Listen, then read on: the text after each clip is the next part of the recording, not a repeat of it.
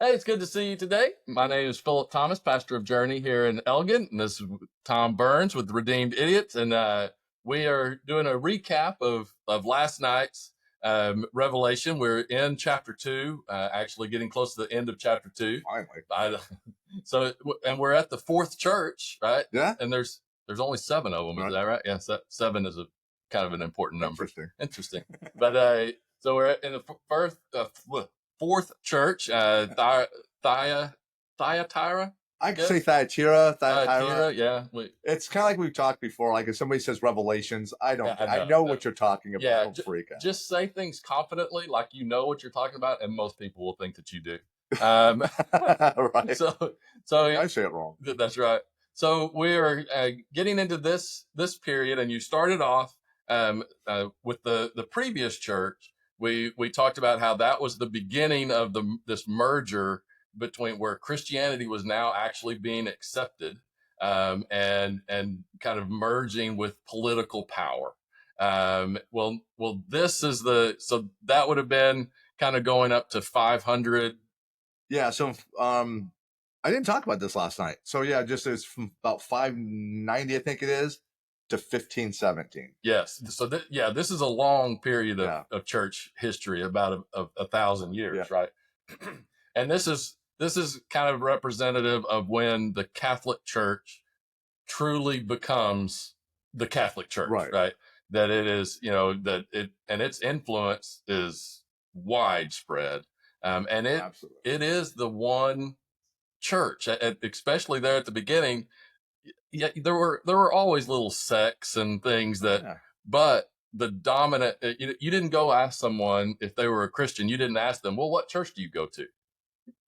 You knew what church they went to, right? It was the Catholic Church. That was their influence. And so let's start off with just what the word, because you have talked about each of the names of these churches has meaning and corresponds to kind of that period in church history. Right. So what is Thyatira? So Thyatira is believed, because Thyatira is not a Greek word in and of itself. It's the name of a town. But it is believed that it comes from the word thaisa. And thais is a particle word, which means not sacrifice. It means it means sacrifice. But being it's a particle word, from the particle word, it actually means continual. So when you put the two together, it means continual sacrifice. So it can so yes, a continual sacrifice, not just a sacrifice one time. And that is, that's kind of gets in the weeds of Greek, language. Yeah, it does. But yes, that it is important, and we try to express that even in Scripture whenever they're translating. Right. Is this word saying a continual action or a one-time action? Right, exactly. And so to me, it's very interesting that this word means continual sacrifice. So where does that go to the connection with what the Catholic Church does? So, like I said last time, but so we know Catholic churches have a mass, and generally, most of us a lot of times think mass is just their service, like a regular church service. But it comes from the word missa, which is a Latin word. It was called a missa, and that means in English dismissal. So after their service, then when they have the missa, or the mass, is what it was called by definition, meaning you are now dismissed. But not everyone was dismissed. Only kind of like the newbie Catholics, the ones that hadn't learned all the Catholic traditions and their ways and what they believe in, all this stuff. And once they left, then the body of believers that's left behind, they're still there with them, that haven't been dismissed, would partake in the Eucharist. Mm-hmm. So Eucharist is very similar in way to what most churches do with the Lord's Supper. Or communion. That's a better word. Yeah. I was trying to think of that word last night. Yeah. It's the other word. Lord's Supper. Communion. Yes, but it's called different things depending. Yeah. But yes, Lord's Supper, communion, Eucharist. Right. I'm glad you actually said communion. I think that is a better word that titles what people kind of recognize. So it is the communion, where you have the bread and the wine, or juice, but I'm going to say bread and wine, because that's what Christ gave at the Last Supper. And, most churches do this in remembrance of me. Remember what I did for you. Yes. It's symbolic. he didn't take his body and like rip his arm off and snap it off, and here's a finger for you, and here's a finger for you, and then put a tree sap thing in his chest, go here's some blood for you. It was symbolic. But the Eucharist, that actually now when they say Mass is Eucharist, and this is where the Catholics will partake in their communion, or their Eucharist is what it's called. And in their belief is that through the Holy Spirit and the priest, that this is the transformation between the bread and the wine. They believe it literally turns into, or is now, the body and blood of Christ. Yes. And they do this all the time. And anytime it's done, it is another sacrifice to Christ before the altar for sins of the living and the dead. That's where the forgiveness comes from. And that's why they perform the Eucharist, but it's a physical thing, continual. So by definition, that if every time a Eucharist is done worldwide in the Catholic Church, that means they've re-sacrificed Christ. Hence why we have a crucifix with Christ on the cross, and it's not an empty cross. Mm-hmm. So that's where it comes from. That's a difference, but we do know, as we went through Hebrews, and won't dive into it, that it was a one and only single sacrifice Christ did to change from what it used to be Old Testament wise, which was a continual sacrifice. They would have to come every year, Day of Atonement, but then it would be throughout the year there would be sacrifices. So it was a continual sacrifice. Exactly. Until Christ. Mm-hmm. And in his statements, the goats and the sheep and all this stuff, he mentions these do not forgive sins. It's basically him. He's the new. But the Catholic Church maintains this Eucharist to re-sacrifice him over and over, even though Christ's like, I did it once. I'm already in the throne in heaven right now. Stop. Yes. But that's where the difference, and that's where, because now it's a continual sacrifice, and you look at the word Thyatira, Thysia, and the Parlic word means continual sacrifice. Yeah, that's the interesting part, how all these churches wrap up into their names. So, real quick. This is a good tip if you want to sound smart. My favorite academic big word is transubstantiation. Transubstantiation, yes. Transubstantiation. What that is it is what we just talked about. That transubstantiation is the belief that the bread and the wine transform into the actual body and blood of Christ. Correct. So you can always throw out that and say, well, we're Protestant. We practice the communion. It's more in remembrance. We don't believe in transubstantiation, and you'll sound really smart. Funny story with that. Word, I think it's the longest word that I know that I may be able to spell, but I'm not going to do it here. Funny story. I was at a previous church, Baptist church. We were doing the Lord's Supper. We did it like once a quarter. And so it jump up on you. It's like, oh my gosh, we're supposed to do this, right? And we went, and we used what I call the little chiclets for bread. Oh yeah. You know what I'm talking about? Well, we had run out of them, and so had gone on Lifeway, which is a Baptist, organization that sells all kinds of stuff. They had these little wafers, and they're in sleeves of like 100, so how many you were doing. I thought, that's a good idea. So I bought these, and they're like this big around. Now, they're horrible. It tasted like styrofoam. Like you put them in your mouth, and like you couldn't open your mouth. Like they were horrible. But we used them for the Lord's Supper instead of the chiclets. And I get an email on Monday saying, why are you trying to turn our church Catholic? They said, we don't practice the Eucharist or when the Lord's Supper, we do not do, we're not Catholic. And I was like, what? And then I realized that it was simply because we used a wafer, and the Catholics do use a wafer. And so I have to confess, I did respond in my email, and I laid out the academic word of transubstantiation. I said, really, we're not changing us to Catholic. It's not about the element that is used. Catholics actually believe in transubstantiation.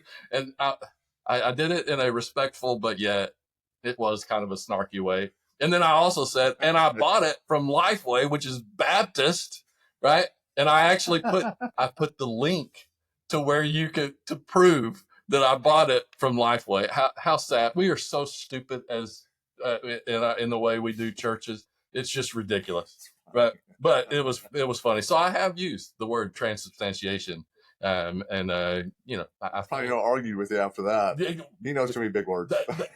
That was kind of my point. That was the only big word I knew. I was going to throw it out. So, all right, moving on. I'm not sure where we got there, but I find that interesting because we're just looking at history. We're looking at what Revelation says, what Jesus says in addressing these churches. It is clear that it's talking about at this time what the Catholic Church was becoming. Right. And again, this is, we're not, you did a great job yesterday of this isn't, we're not bashing. We're just saying this is what is happening with our churches, and this is what was happening, right? And there's going to be plenty of faults all down the road. Correct. But that is one thing that the Catholic Church does, that I believe is not correct. Does that mean that they're not Christian and they're kicked out of the kingdom of God? No, but it did lead to some interesting things. And you mentioned this, one of the charges that early in Rome that they would have against Christians is that they were cannibal, right? Yeah, and it comes from this, yeah, right. So that's interesting. I just didn't mention, we taught that earlier because that was one of the things, wait till I got to later, but yes. Yeah, so that was actually one of the things, you know, because, they're saying that they're eating the literal body and blood of this guy. Yeah. Well, okay. Really, is that really what Christ wanted us to do? No, I don't think so. I'm going to say no. No. I think you're good. So he continues on, says the words of the Son of God, who has eyes like a flame of fire.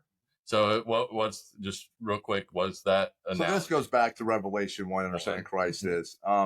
So it's that judgment. It's that seeing into you, knowing truth. Yes. Similar like the dual-edged sword. But that's just saying that. And then the feet of bronze. Feet of burnished bronze. Feet of burnished bronze is just the direction he is going for violence. Yes. And so this is being talked on to this church specifically, his role to the Catholic Church.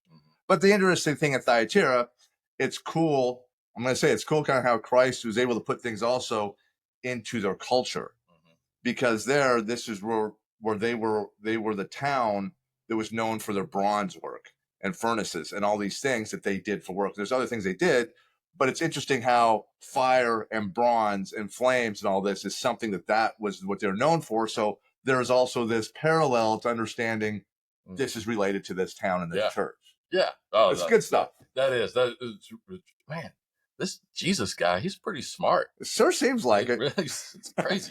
So then verse 19, it goes in and it says, I know your works. So again, Jesus is keeping that similar pattern, right? Yep. Of commendation, rebuke, and then warning. And so we're seeing that through all of these. Everyone. And so the commendation is, I know your works, your love and faith and service and patient endurance.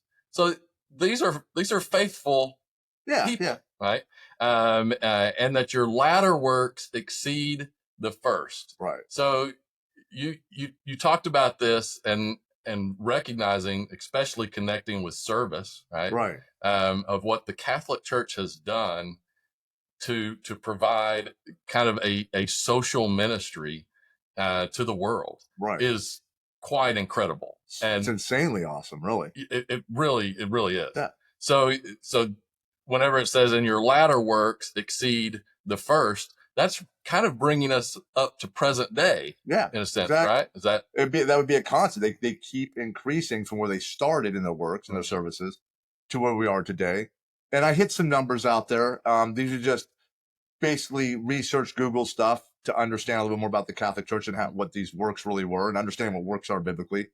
And I remember some of my numbers, like worldwide, over 5,000 hospitals, yes, over 16,000, I think, clinics, over 80,000 places for elderly to live, education. There was like over 6,000 Yeah. schools for higher education, 1,000 or vice versa for lower education. Soup kitchens you can't even count. Just all over. So the whole world, they've done nothing but support man and been there for man. Yes. So Christ is commending them. Like, this is awesome. Yeah. And you're not going to see this combination under any other church. Right. That's right. You know, in terms of works. Mhm. You're not going to see it in the Protestant church because the Catholics have gone above and beyond and put a lot of resources to help mankind. Yeah. And be that person to be there for people. And that's an awesome thing. At the end of the day, you can't deny it. No, exactly. And I thought it's just very interesting. Again, just if we take this understanding of what's happening here in Revelation, that it is talking about a time in church history that is in the past, right? But it's still active to today. Yeah. Right. So all of these churches that we're seeing that Jesus is talking about, they still relate today. But yet they also are kind of laying out a timeline of how things are unfolding. Right. And that's that just really that jumped out to me is that your last works have exceeded the first, and that is completely true. I mean, what the Catholic Church has done with engaging the community, meeting physical needs is quite incredible. Now, then he says, but and don't you know, right? Like if. And Paul the same way, like whenever these guys would get these letters, they'd be reading along and they'd see the word "but" and they just want to right. Here we go. But I have this against you, that you tolerate the woman Jezebel. Oh, the word Jezebel. What a wonderful name. Right. Who calls herself a prophetess and is teaching and seducing my servants to practice sexual immorality and to eat food sacrificed to idols. All right. So the main, correction is they're paying attention to a woman named Jezebel. Right. So now, was there a literal woman named Jezebel there in Thyatira? No, not in Thyatira. No, there was not. Well, I don't think there was. I don't not think that they we named know their kid of. after Jezebel, but no, not that I know of. Not a popular name. No. And by the way, don't name your kid Jezebel or Judas. Or Judas. That's probably, or Ahab. We'll know. Oh yeah, right. Oh, boy. There's a lot of Hebrew kings don't name their kid after. In fact, just stick with David. Yeah, or Abraham. Yeah, so let's who is Jezebel? And you really made the point that sometimes our focus on Jezebel is not accurate. Right. So what? So Jezebel was a Phoenician queen in Canaan, in Sidonia. Sidonia, yeah. And she married, or Ahab married her. Ahab was a Hebrew, Israeli, whatever you want to call it, king. And he married her, but she was someone who didn't worship God. She worshiped Baal. And then she was also the one, through Ahab, used Ahab to cause a mixing of the different religions. So we won't go into we'll say Judaism, even though that wasn't the one at the time. The Jews basically mixing with hedonism and idolaters and the worshippers of Baal, et cetera, et cetera, et cetera. And she's the one that drove that to actually happen. But she did it through her husband. And then her husband, Ahab, is the one that fell, ended up worshiping Baal and driving Israel to sin into this idolatry of these other gods. Yeah, yeah. No, I thought it was really good because there are some misconceptions that we have, and this definitely goes to, and we actually had a sermon on this within the last few months about being unequally yoked. Right. That is not talking about races or one ethnicity to another. It is talking about do not be unequally yoked with someone who worships pagan gods. Right. Right. I mean, that's or is a non-believer. Or is a non-believer. We see in Corinthians, yeah. Yes, but because then there's a likelihood they are going to move you to their belief than you to your belief in God. Right. And so Ahab was unequally yoked with Jezebel. Very much. And that's kind of what the problem was. Correct? Exactly. Yeah. And I know because in our culture and what gets taught that Jezebel was a harlot. She was a whore. She was a prostitute. She committed adultery against her husband, and she had all these prostitutes working for her. And we just got this like this Mustang Ranch type, whorehouse thing going on. And the reality is that's not true, because the wording we have in the English, it says sexual morality, and it's used the word adultery, and it used the word seducing. And seducing is the wrong verb tense used in the Greek, because it actually comes out meaning to mislead. She wasn't misleading anybody. And also the other word was porneo that we learned last week with sexual morality. And then the word, I can't remember right now off the top of my head, Yeah. These Greek words. Yes. For adultery. Now, both of those can mean sexual morality or committing adultery against your husband, wife, whatever. But there's no context in this scripture to tell us what it's actually being said. So hence, when you look at the word Jezebel, and that's who is talked about, we have to go research who the heck is Jezebel? Yes. And is she all these things? Yeah. It says in English. And what we find is no, there's nothing historical, nothing scriptural ever, and all the research I ever did, that she ever cheated on her husband, that she was ever a prostitute, a harlot, or had prostitutes or anything like this working for her. She simply was causing the Israelites through Ahab to commit spiritual fornication or adultery against God. So it boiled down to simply idolatry. Yeah. That was what she did. And that is where those two words get taught, and then the church wants to jump right into Revelation, and it's the second place now to teach on sexual immorality, and that you're going to burn in hell. Look at the end of here, and that's not what it's talking about. We have to keep in context. He's talking about idolatry. Sin is something we have in our life. Christ washed it, but if you're involved in idolatry, you're never going to find Christ. You're done. Exactly. Yeah. No, and that's such a good point, and you've really brought that out a couple of different times. And again, it's not to say that sexual immorality is not an important aspect for us to deal with.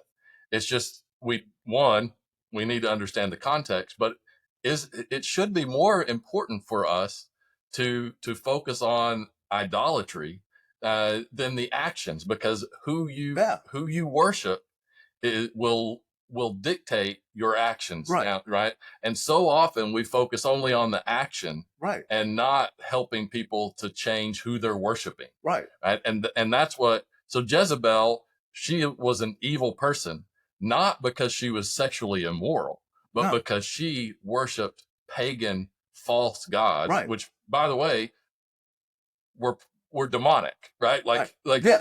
And and it is important, I think, for us to recognize that, because just focusing on sinful action doesn't change what's going on in here. No, not at all. And so Jezebel was actually moving Ahab and also the rest of Israel to worship these pagan gods. It even says that in Kings. Yes, her influence is what upset God. Yes, and she had with Elijah or Elisha was her main rival. I always get them Elijah. Yes. So if you remember the story on Mount Carmel, right? Where Elijah basically challenges the god Baal, which is who Jezebel worshiped, right? To who would light the altar, right? And so for 40 hours or something, their prophets and priests and stuff, they cut themselves, and they were, and I love it because Elijah's just mocking them, right? And he said, maybe he's asleep. Elijah actually says, maybe he's using the toilet, right? Like, dude, pretty awesome stuff that our pansy Christianity just would freak out at. Oh man. But Elijah is just mocking these people. And that's the God who Jezebel had moved the people to worship. And so God is using Elijah to say, not so fast. And of course, remember Elijah, they dump all kinds of water, and then God sends down and just burns up the whole. How awesome would that be? Oh man, it's insane. And it's good. Yeah, it's like the ultimate I told you so. Elijah, he walks off, he just drops his staff as a mic drop moment. Told you so. Drop. So what eventually happened with Jezebel historically? Oh, she ate by some dogs. She got thrown out a window, eaten by some dogs, which is exactly what's prophesied by Joshua. I think Joshua. Yeah. Joshua. Or Joshua. Eli, or was it Elijah? I don't know. It was prophesied that she would. No, Joshua prophesied the thing where God talked to him about, because of the idolatry, you guys are going to be cursed, and that's cursed, why yes. Yale's sons were killed during the rebuilding of Jericho. So yes, it's Elijah. Yeah. But it basically, she was very evil, but it wasn't necessarily because of any sexual actions. Now, maybe, but that's not what the Bible focuses on. The Bible is focused on her idolatry and her seducing, luring others. It wasn't. Remember, it wasn't on seduction. It wasn't. Yeah, that's right.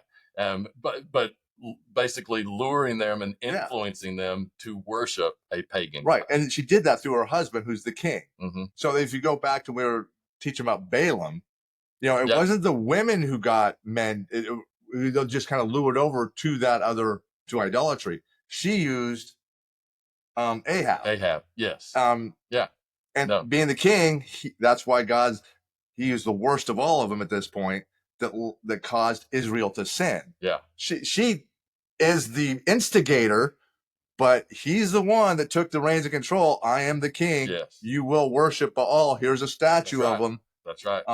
It's insane how that kind of works. It is. And so that we'll stop here, because that's basically where we stopped, right? And we'll continue do part two this next of Thyatira.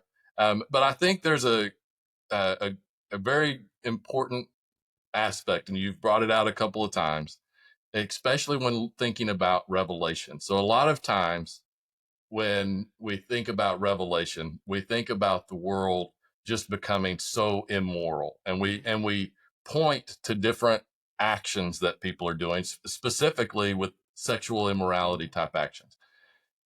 So yes, that is a sign that you're becoming more immoral. But Revelation isn't pointing necessarily to a immoral society. It is pointing to a society that has given up on God and is worshiping other gods. That's getting there. That's the main. That's the main issue in Revelation. That's what Revelation is going to lead us to here pretty soon. Right. Yeah, exactly. Yes. Now, because all the other stuff is downstream of that. And that's why I've said things like sexual immorality is a check engine light. Mm-hmm. Because when your society starts to accept things that have traditionally been, regarded as, oh no, that's not good, it's a sign that something deeper is going on. And we really need to focus more on what deeper is going on than just the actions themselves. And Revelation is definitely hitting that. Oh, definitely is. Yeah, 100%.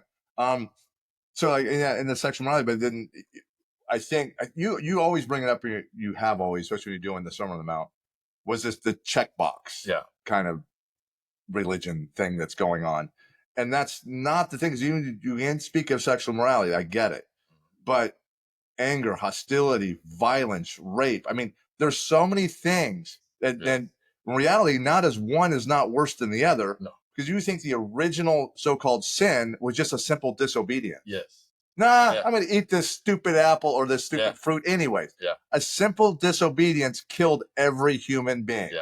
Yeah. And how many of us have not disobeyed our parents? So we want to categorize sin in this hierarchy type thing. No. Christ took that away. Mm-hmm. I've got that. Greater is he that is within me than he is in the world. So as much as Satan is going to make you do stupid things, I've overcome that. Yeah. However, you still have to have that belief, that love, that acceptance of Christ being your savior, that he died for me. And if you focus that, just like when you have kids, you focus on your kids, generally as a parent, you do smarter things because of that love. Yeah. If you're focusing with the love on Christ, a lot of those things are going to go away. It's like, no, I'm not doing these things because I love this guy. Yes. I want to honor him. I keep saying I pound it down. It's because I have a problem. We've talked about this with false teaching. Yeah. And people don't understand things in the Bible that can be understood. Yeah. If we just stop and go, what is this actually telling us? And just in those last two churches, it was never about sexual morality. Even though we can say that might have happened, it could have happened, It was part of society regardless. it's talking about idolatry. Yes. You're not looking at me. You're looking over there. Yeah. You are failing. You are going to die. Yeah. Period. Yeah. There's a reason that the first of the big 10 commandments was have no other gods before me. Right. Right. And that's what we're dealing with. Right. No, you're right. Because that, and then as we've seen, what's the greatest commandment is love the Lord thy God, which is the first 4 commandments, and love others, the last 6. Yes. Yourself. So if you're loving God, you can't not love others. Now, it doesn't mean you like them all. Do you think the disciples liked all the Pharisees, all the Greeks, all the pagans? No. But the love that Christ showed and what they need to give back to get them to disciple to them, that's our commission. Yeah. So they could find Christ and have what we have, that patient endurance. For when he comes, we have this promise from him, what's going to happen beyond this life. Yeah. It's a simple program he put into place. It wasn't this step by step, don't do this, don't do this, don't do this, don't do this. And everything of any possible sin there is out there, you're like, I'll never make it. And that makes you feel not worthy. Yeah. And Satan loves to use that. Well, if you don't think you're worthy and I guilt you out, you're not going to look at him because you're going to keep your head down. Mm-hmm. But if you quit worrying about this stuff, focus on me, just love me, love others, and go disciple about me. This stuff kind of doesn't go away. It fades away. It does not become part of your lifestyle. Yes. I don't know if I say that right. It's just you're exactly right. And this is never dismissing the importance of our actions. I mean, but your actions are never going to be right if what's in here is not focused on the correct thing. And if what's in here is not focused on following Christ, is not submitting to him, the actions are never going to work out the way, because it'll always be man-made. You'll be doing it to serve man rather than to serve God, and God is more focused on the importance of us following him and him alone. And that is a very important point. And I do love how you brought that out in a couple of places where it uses words that make us think this is just talking about, sexual sin. And so it has this, sometimes we treat it as it has this special place of evil and badness. And let's just avoid that. And then we'll all be good. Right? No, this is talking about who we worship. It's talking about avoid those pagan idols that we have, and they're just different today, right? We're not going around worshiping Baal, but are we actually worshiping God, or are we worshiping our own Baals that we get? True, exactly. And since we're kind of on the thing of sexual morality, so if we keep teaching this is sexual morality wrong, whatever, just however it gets spun, then okay, I get it. You're fighting that demon. And as a guy, you're out there, I want to sleep with that one, want to sleep with that one, want to sleep with that woman. I'm not doing it because it's wrong and God hates it. All right. But does it mean it changes anything in your heart? Right. But if you because I love this guy and I love others, I want this woman to find him. How about if my narrative now goes for what he wants me to do out of love? Hey, do you know the word of Christ? Yeah. You know what I'm saying? It changes the narrative. What you're trying to do is not to commit sin, is to please him, to show her another path in life, and maybe develop a positive relationship of real love through Christ through it. Because if you try to fight everything that's sinful in us and Satan is powerful, you're still doing it in your heart. And this is why Christ's I see it in your heart, dude. Here's my sword. No, that's not working. Focus on me. That's right. Focus on me. Because in our own strength, we will never be never. Yeah. No, that's. I don't know. I get that. I know. I get passionate about this because I've been to so many churches all my life, and it's just this constant berating of sin. And then they might go through 30 sins. You'll have one here. Okay, don't be mean. I can remember one. It's like I need to not be mean to my boss. Me and him were not getting along one time. Okay, I'll just focus on that one thing. Yeah. And it did change. I stopped being mean to my boss, but there's so many other things I can't do all this. I'm an idiot. You know what I'm saying? And I just get passionate. I was let's focus on what matters and stay away from the idolatry things. Right now, as we're learning in Revelation. Yeah, because it ends up bad. Every time. So, well, it's going to end up bad, very bad. Yeah. It's gonna get a little hot, a little Yeah. smoky. Well, sorry. Well, very. So we will. We're concluding for today. Next Wednesday, we'll be right back at the last half of Thyatira, and we'll finish chapter 2. But and there's only 22 chapters. 22. Yeah. So we started in what, January? The odds of Christ returning before we finish is rising every day. It is. But here's my promise. When you understand, you see how you'll recognize the tribulation begins. If I see that happen, I haven't taught it, we're going to fast forward to that point and move on. And I'll just highlight the things before. So thank you so much for joining us. I hope you have a great week, and Easter is this week. So make sure you remember what Christ has done for you and celebrate how he has overcome sin and death, and he has given us new life. Hope to see you again. We'll talk to you later. See you.